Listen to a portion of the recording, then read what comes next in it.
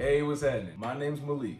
Welcome to the channel. Today we got someone new to the channel. We doing a story time by Yoyo 808. This one's called I Got Fired and Escorted Out of My Job. I actually just started watching his videos, I want to say a few weeks ago. I've been like catching up on random ones here and there, so I'm excited about this one. Before I get started on this, so go ahead, like and subscribe, comment below what you want me to see next, and I'm gonna get to it. We on the road to 100, baby. I appreciate every subscription, view, all that. Not gonna waste any more time though, let's get to it.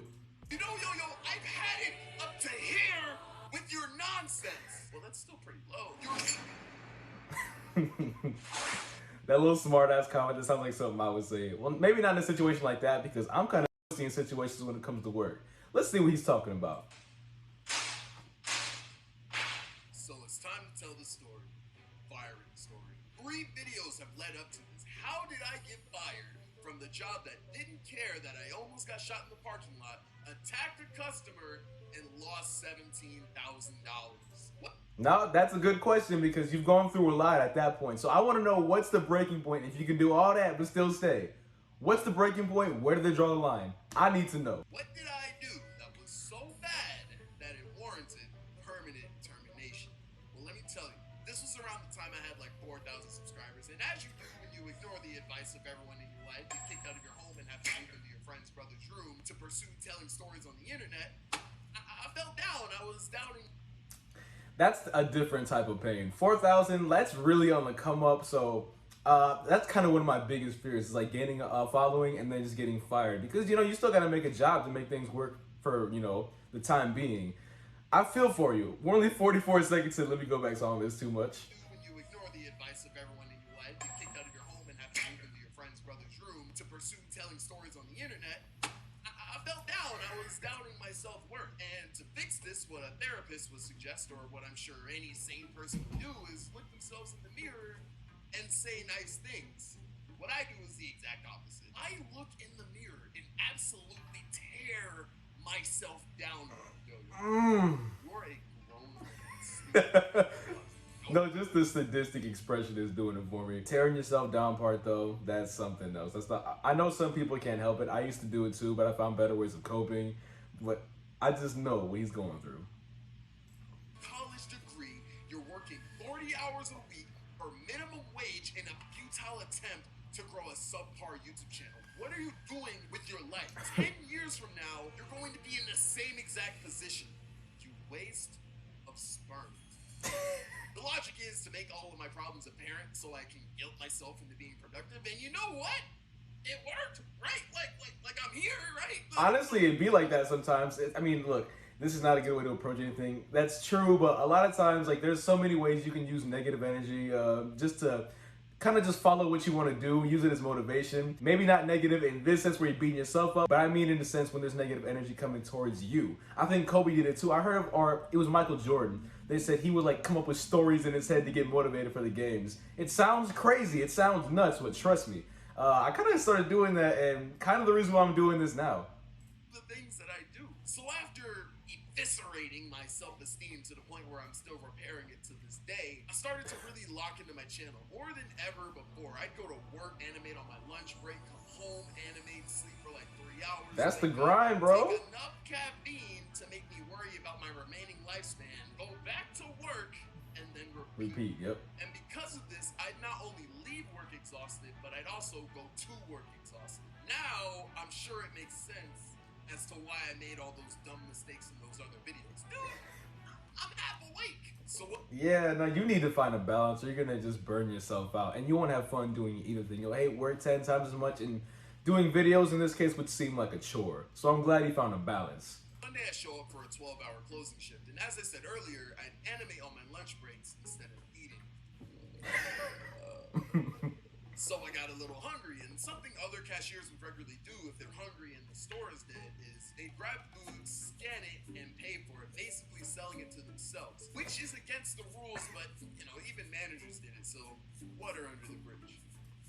I don't mean to pause too much, but if you've ever been in like a food-related job, I'm pretty sure you had some sort of loophole where you can eat for free. When I worked at the pizza place I worked at, I would just make breadsticks and just eat them like straight out the oven. Like I would just go in the back and do it.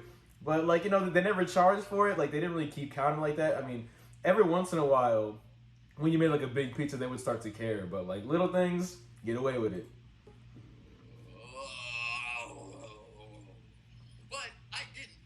a good employee. Sure, I lost $17,000. Sure, I assaulted a woman with a gallon of laundry detergent. But if my manager specifically tells me not to do something, I don't do it. Ah, nigga, feed me. Bro. Go get something. That's gonna bother you the whole time. So I grab a Hershey's bar, open it so I can eat it as I work. But right before I can scan and pay, this guy with like 3 carts of beer pulls up to my register mad fast. I ask him what all this is for, and he says that he's starting a beer company, and this is going to be his first stock. But it's a terrible idea because he's not buying it. The glare. That's neither here nor there. I'm mad sleep deprived right now. So I start scanning this guy's mountain of beer, but as I'm scanning, my manager interrupts me and tells me that he wants to finish the order so we can make sure everything goes smoothly. So he sends me to go on a break. I grab my things and head to the break room. My break ends, my manager finishes the $7,000 order. 2 hours later, my shift ends. Wait a minute, wait. I just saw that in the back. Stop taking hour breaks. Oh my god. That's funny. Taking little passive aggressive shots. Finishes the $7,000 order. 2 hours later, my shift ends and I go home. Fast forward a couple months and I'm at a register, I'm just doing my thing, and I hear the intercom of the whole store turn on. Yoyo?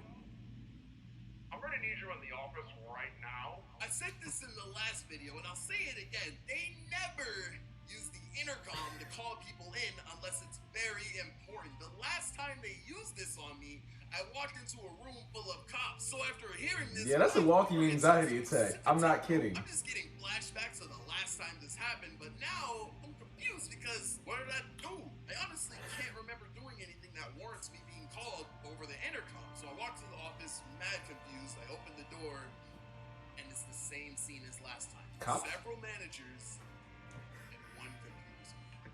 Glad you're here to join us, Yo-Yo. We were reviewing the security tapes and found some very alarming footage of them. Some tells me it's gonna be something really small and stupid, like the whole snack thing. I don't know. I just feel like it's gonna be really inconvenient or just really small compared to the other stuff he's done that he mentioned. I want to see this. I sit down and they explain that they were reviewing the transaction of the guy with the beer, which is normal, They usually review large transactions, but I didn't even do most of the scanning.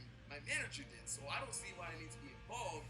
They show me the footage, and then I see it. I grab a Hershey's bar, the guy comes, my manager replaces me, and I leave. I grab my phone, my water, and the Hershey's bar, and I dip without paying. A Hershey's bar? After all those bad things you did before, the money, everything else, a Hershey's bar. No way you get that pissed about that. It's a fucking piece of candy. No, not piece, but it's a fucking bar of candy. Footage did not look good, yo. It even picked me up looking around before I grabbed the bar.